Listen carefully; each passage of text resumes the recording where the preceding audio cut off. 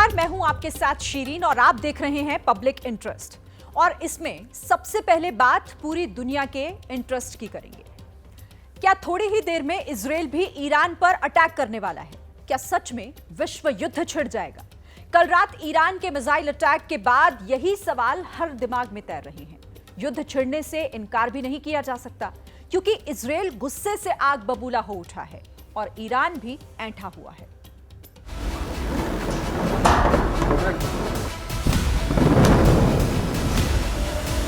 ये ईरान की मिसाइलें हैं जो कल रात इजराइल पर दागी गई। गिनती आई है कि पूरी 181 थी। ये ईरान की संसद का सेलिब्रेशन है जो कल इजराइल पर हमला करने के बाद मनाया गया। ये फिलिस्तीन और यमन का जश्न है। इस खुशी में ईरान ने इजराइल की अक्ल ठिकाने लगा दी है। लेकिन ईरान से जंग का क्लाइमेक्स अभी बचा है, क्योंकि इजराइल का काउंटर एक्शन बाकी है। इंटरनेशनल मीडिया रिपोर्ट्स हैं कि इजराइल किसी भी वक्त ईरान पर हमला कर सकता है और ये भी कहा जा रहा है कि निशाना ईरान के तेल कुएं होंगे। इजराइल के दो बयानों से भी साफ है कि वो ईरान को छोड़ने वाला नहीं है, कुछ बड़ा करेगा। प्रधानमंत्री बेंजामिन नेतन्याहू ने कहा, ईरान ने बहुत बड़ी गलती की, उसे कीमत चुकानी होगी। आईडीएफ के प्रवक्ता डैनियल हगारी ने कहा है, हम ईरान को जवाब जल्द देंगे, अपने हिसाब से देंगे।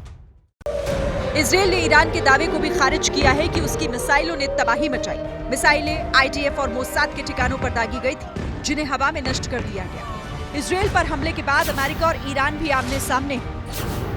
Would retaliate in the sense the way Iran fired 181 missiles, you will also attack Iran on its own land? There's a very simple rule. Whoever attacks us will be attacked. Any timeline? I'm not going to get into operative details.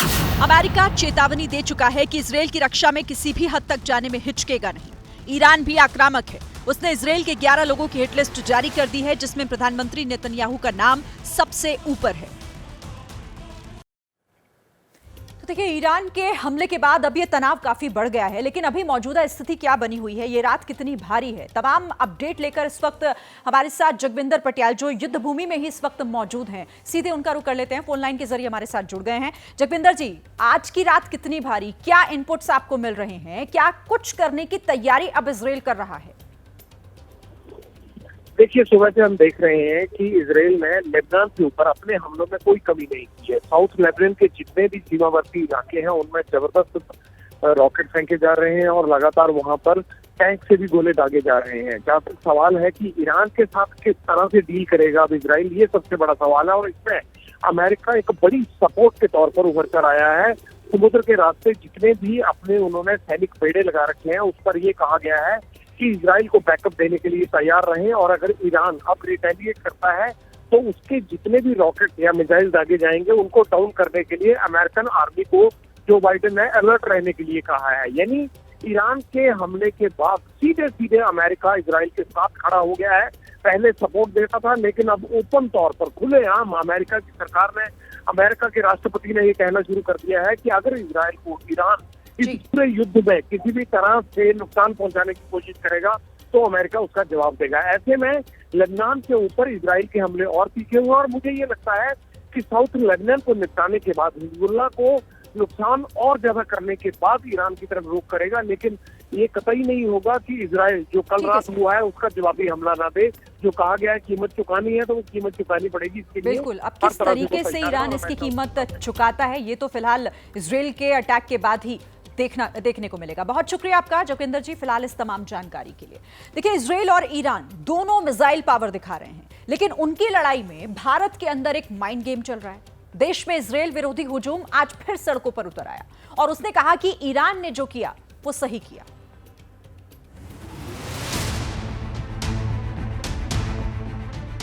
Israel ने Lebanon पर बम गिराए, Iran ने Israel पर मिसाइलें दागी। बड़ा सवाल है, इन दो के झगड़े में भारत का मुसलमान कहां खड़ा है और क्यों खड़ा है? श्रीनगर के दो प्रदर्शन देखिए। इजराइल ने जब घर में घुसकर नसरल्ला को मारा तो प्रदर्शन हुआ कि बहुत बुरा किया, लेकिन ईरान ने इजराइल पर 200 मिसाइलें दागी, प्रदर्शन हुआ कि बहुत अच्छा किया। श्रीनगर में ऐसे प्रदर्शन तब नहीं होते थे जब 8 साल तक इराक और ईरान का युद्ध चल रहा था, लेकिन यहाँ लड़ाई एक यहूदी देश और एक इस्लामिक देश के बीच है, इसीलिए लोग गुस्से में हैं। श्रीनगर के साथ बडगाम में भी कुछ लोगों ने कहा कि इजराइल की तबाही में वो ईरान के साथ है।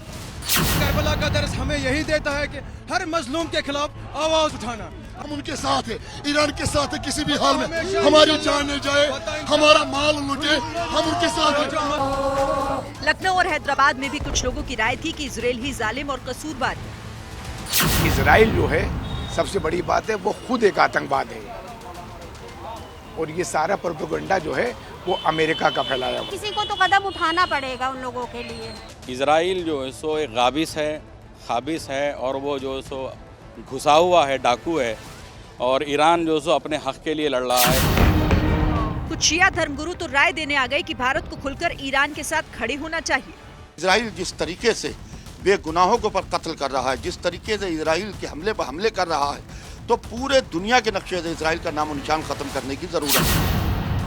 इन प्रतिक्रियाओं पर अब हिंदू संगठन भी बोल रहे हैं। ऐसे प्रदर्शनों को खतरे की आहट बता रहे हैं। अभी जब ईरान ने हमला किया तो किस बेशर्मी के साथ तालियां बजा रहे हैं कुछ लोग। इसे उनकी चाल चरित्र चेहरा स्पष्ट नजर आता है। ये कट्टरवाद न सिर्फ दुनिया के लिए अपितु इस्लाम के लिए भी खतरनाक है। गाजा में इजराइल के हमले के बाद भी ऐसे ही प्रदर्शन हुए थे। तब भी पूछा गया था कि ऐसा दर्द तब क्यों नहीं उठा था जब हमास ने इजराइल पर रॉकेट की झड़ी लगाकर लाशों के ढेर लगा दिए थे।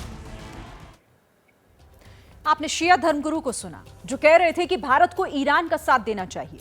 आपको दिखाते हैं कि ईरान और इजराइल के बीच भारत कहां खड़ा है और ऐसी लड़ाइयों में भारत की पॉलिसी क्या है।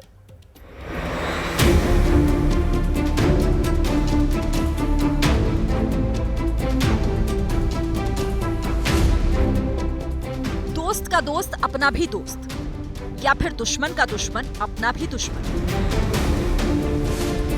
वर्ल्ड डिप्लोमेसी में अक्सर ये दो फॉर्मूले चलते हैं, लेकिन भारत हमेशा से तीसरे फॉर्मूले का फॉलोअर रहा है, वो है वसुदेव कुटुंबकम। इसीलिए वो इजराइल का भी दोस्त है और ईरान का भी।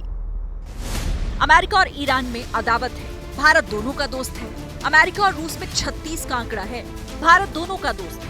रूस और यूक्रेन में जंग जारी है, भारत दोनों को साधे हुए है। ईरान और इजराइल में जंग छिड़ चुकी है, भारत का बैलेंस बरकरार है।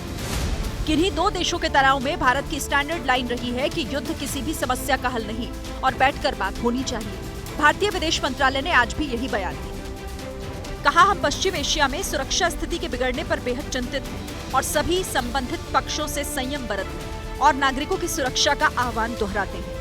ये महत्वपूर्ण है कि संघर्ष व्यापक क्षेत्रीय रूप न ले। हम आग्रह करते हैं कि सभी मुद्दों को बातचीत और कूटनीति के जरिए हल किया जाए। We understand that Israel had a need to respond, but we also believe that any response by any country has to take into account international humanitarian law. हालांकि कुछ लोग कुछ समय से भारत को इजराइल की तरफ ज्यादा झुका हुआ देख रहे हैं। इसकी वजह है रक्षा समझौते और कारोबारी रिश्ते। इजराइल से भारत का व्यापार 2023-24 में 54,081 करोड़ रुपए का था। ईरान से भारत का व्यापार 2023 और 24 में थोड़ा घटकर 15,293 करोड़ का हो गया है। भारत इजराइल से हथियार खरीदता रहा। पहली बार प्रधानमंत्री इजराइल गए, रेड कारपेट वेलकम हुआ, लेकिन ईरान की प्रतिक्रिया में बहुत गर्मी नहीं थी। ठीक वैसे ही जब दुनिया की फिक्र छोड़कर भारत ईरान से सस्ता तेल खरीदता रहा, चाबहार पोर्ट पर भी आगे बढ़ा, तो ना तो अमेरिका बोला ना ही इजराइल। हालांकि कुछ मौकों पर ऐसा लगा कि ईरान से रिश्तों के धागे टूट सकते हैं जब अयातुल्लाह खामेनेई ने कश्मीर पर बयान दिया। 2020 के दिल्ली दंगों और भारतीय मुसलमानों पर चिंता जताई। भारत का इतना कहना काफी था। आपने ईरान का रिकॉर्ड देखा क्या?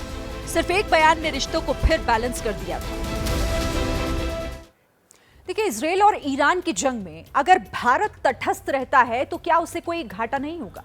इसका जवाब है बिल्कुल नहीं, क्योंकि दुनिया ग्लोबली कनेक्ट है। लड़ाई छिड़ गई तो भारत की गाड़ी भी स्लो हो सकती है।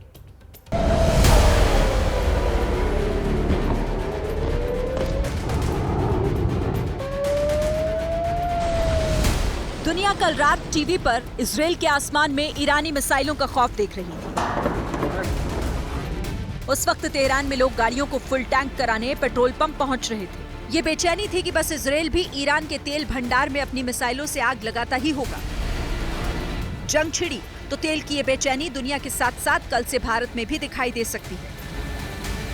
तेल का एक बड़ा हिस्सा ईरान से पूरा होता है और ईरान के 250 मिसाइल दागते ही क्रूड ऑयल के दाम में आग लग भी चुकी है। सितंबर में क्रूड ऑयल की कीमतें तेजी से गिरी थी। आज क्रूड ऑयल की कीमत में 5% तक उछाल आ गया। भारत जरूरत का 85% क्रूड ऑयल इंपोर्ट करता है। क्रूड के भाव का सीधा असर पेट्रोल डीजल पर पड़ेगा। कल बाजार खुलने पर इसका असर दिख सकता है। ईरान और मिडिल ईस्ट में अफरा तफरी मची है तो पेट्रोल के दाम बढ़ सकते हैं। अगर तेल के दाम बढ़े तो फिर महंगाई को बढ़ने से रोकने का चैलेंज होगा। ईरान इजराइल के बीच जंग के हालात में दूसरी चिंता दोनों देशों में रहने वाले भारतीयों को लेकर है। ईरान में 15,000 और इजराइल में 20,000 के करीब भारतीय हैं। जंग हुई तो वो फंस सकते हैं। आज विदेश मंत्रालय ने एडवाइजरी भी जारी की। कहा, ईरान में जितने भारतीय हैं वो सतर्क रहें। ईरान में भारतीय दूतावास के संपर्क में रहें। जरूरी ना हो तो ईरान की यात्रा ना करें। ये संभव नहीं कि ईरान इजराइल की जंग का पूरे खाड़ी देशों पर असर ना हो। खाड़ी में भारतीयों की गिनती धनी लोगों में होती है। जंग का असर विदेशी मुद्रा और अर्थव्यवस्था पर दिख सकता है।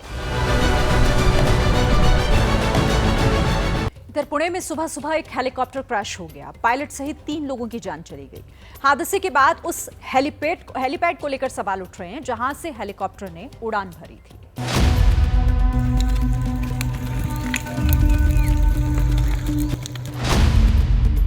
क्रैश होने के साथ ही हेलीकॉप्टर धू-धू कर जल उठा। 2 पायलट और 1 इंजीनियर की मौके पर ही मौत हो गई। घटना पुणे की है। सुबह सुबह नीले रंग के AW139 हेलीकॉप्टर ने ऑक्सफोर्ड गोल्फ कोर्स से उड़ान भरी, लेकिन 10 मिनट बाद ही बावधन की पहाड़ी पर क्रैश कर गया। प्राइमरी इंफॉर्मेशन ये है कि तुरंत टेक ऑफ के बाद ही क्रैश का इंसिडेंस हुआ है। 2 पायलट और 1 इंजीनियर, इनकी डेथ हुई है।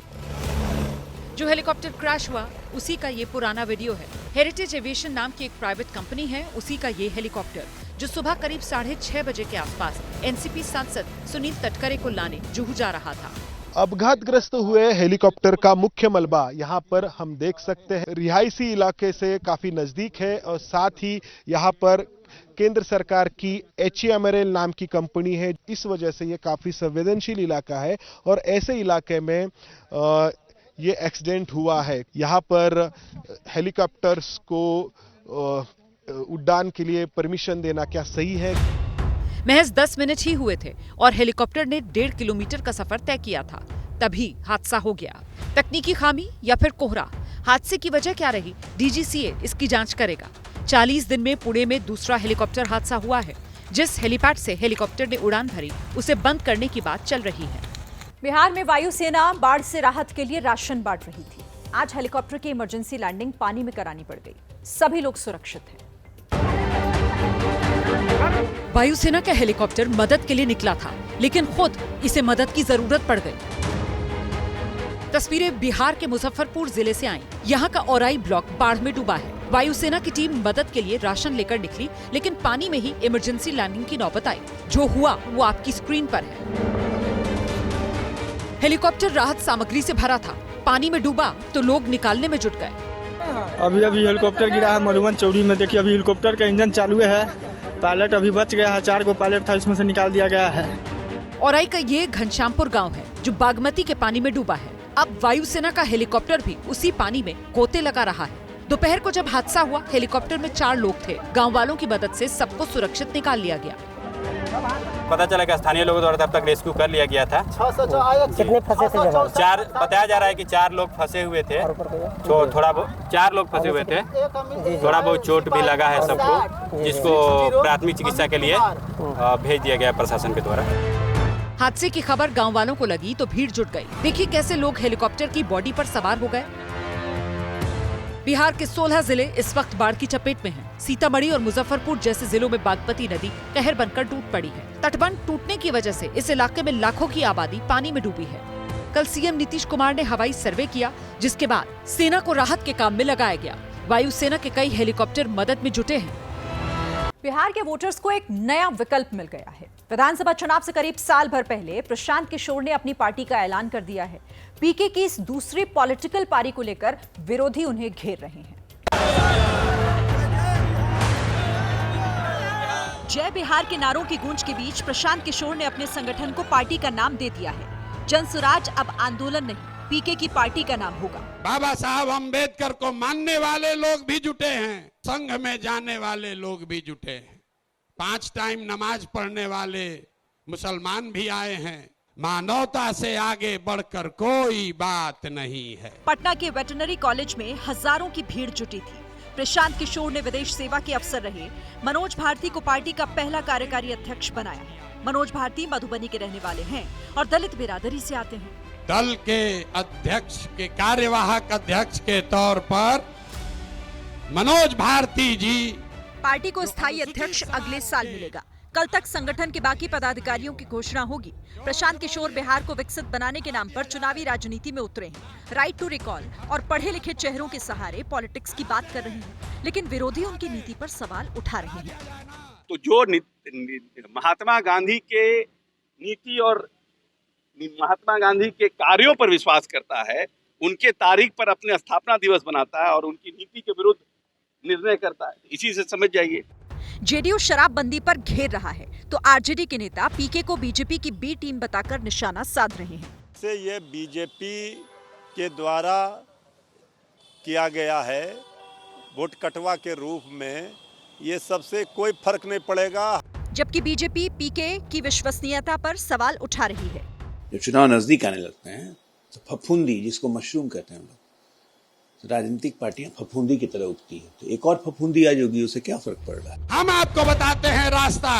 कुल मिलाकर देखें तो पीके की सियासी एंट्री ने बिहार का पॉलिटिकल पारा चढ़ा दिया है। पीके की जो रणनीति है वो बता रही है कि सियासी टारगेट पर जितना एनडीए है उतना ही महागठबंधन भी। फिलहाल पीके की सियासी पारी का दूसरा पार्ट शुरू हुआ है। पहले वो जेडीयू में उपाध्यक्ष रह चुके हैं, अब अपनी पार्टी बनाई है। तो देखना होगा कि नई नीति रीति के सहारे कहां तक राजनीति की गाड़ी को खींचकर पहुंचा पाते हैं।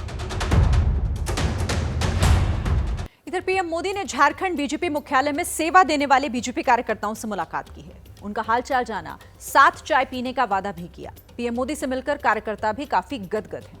हजारीबाग की जनता है, उसके साथ में खुले दिल से, खुले मन से परिवर्तन रैली के लिए पीएम आज झारखंड में थे। हजारीबाग में हजारों की भीड़ जुटी। मोदी ने जेएमएम और कांग्रेस की सरकार को उखाड़ फेंकने की अपील की। अब जरा इस तस्वीर पर गौर फरमाइए। ये रांची एयरपोर्ट की तस्वीर है। पीएम के साथ जिन लोगों को आप देख रहे हैं, ये झारखंड बीजेपी मुख्यालय में सेवा देने वाले पार्टी के सिपाही हैं। कुल 10 लोगों की ये तस्वीर है। फूलो देवी पार्टी के प्रदेश मुख्यालय में चाय बनाती हैं। पीएम से बात हुई तो उन्होंने साथ बैठकर चाय पीने का वादा किया। मुलाकात की तस्वीर को खुद पीएम ने एक्स पर पोस्ट किया और लिखा, रांची एयरपोर्ट पर बीजेपी कार्यालय में सेवा करने वाले कार्यकर्ताओं से बातचीत की। मुझे गर्व है कि हमारी पार्टी में ऐसे अनेकों कार्यकर्ता हैं जो पार्टी की मजबूती के लिए दिन रात परिश्रम कर रहे हैं। एबीपी न्यूज ने भी मोदी से मुलाकात करने वाले बीजेपी के इन सिपाहियों से बात की। पार्टी ऑफिस में व्यवस्थापक की जिम्मेदारी निभाने वाले सत्येंद्र सिंह मुलाकात से गदगद दिखे। सबसे 2-2, 4-4 मिनट मिलकर समय लिए, आपका क्या दायित्व है, क्या ठीक कर रहे हैं, बहुत सबको बधाई दिया। बहुत खुशी का अनुभव हो रहा है। हम लोगों से तो बात, हम लोग तो बोले कि ठीक है, दिन आप लोगों से मिलने के लिए कार्यालय में आना होगा, आपके साथ बैठ के चाय पीना होगा। जयसिंह के कंधों पर दफ्तर की सुरक्षा का जिम्मा है। पीएम मोदी से हुई मुलाकात को सौभाग्य की बात कह रहे हैं। बहुत अच्छा लगा हम लोग को और वो भी हम लोग को बहुत देख के खुश हुए। को पूछा सबका नाम, कहाँ से, क्या, कब से हैं, कब से कर रहे हैं, तो बता दिए सब अपना अपना। पीएम मोदी का ये स्वभाव रहा है कि वो समय समय पर पार्टी कार्यालय में सेवा देने वाले कर्मचारियों से मुलाकात करते रहे हैं। दिल्ली में भी केंद्रीय कार्यालय के कर्मचारियों से वो पहले मिल चुके हैं। दिल्ली के पूर्व सीएम अरविंद केजरीवाल के घर का पता बदलने वाला है। एबीपी न्यूज को एक्सक्लूसिव जानकारी मिली है कि केजरीवाल जिस घर में रहने जा रहे हैं वो फाइनल कर लिया गया है।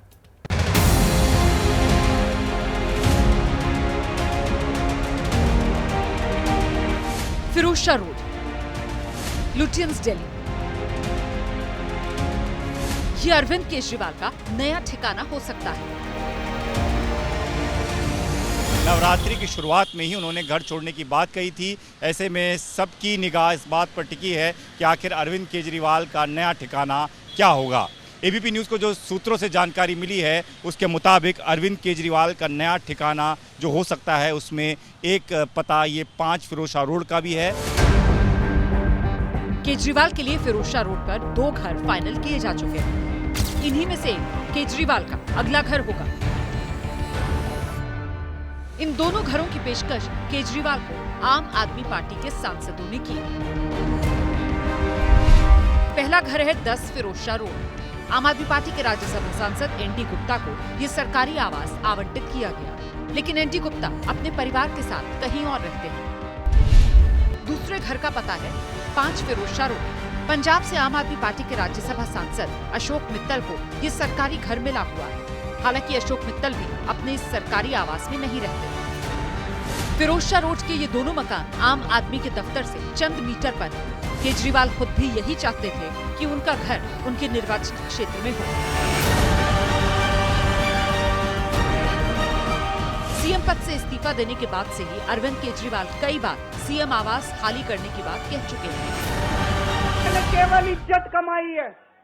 आज 10 साल के बाद जब मैंने इस्तीफा दिया है, थोड़े दिन में मैं सीएम का बंगला छोड़ दूंगा।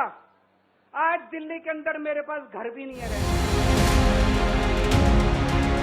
केजरीवाल अगले 1-2 दिन में अपने पूरे परिवार के साथ फिरोजशाह रोड के किसी आवास पर शिफ्ट हो जाएंगे।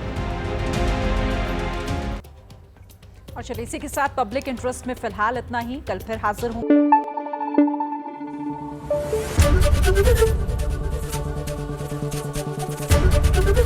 एबीपी न्यूज आपको रखे आगे।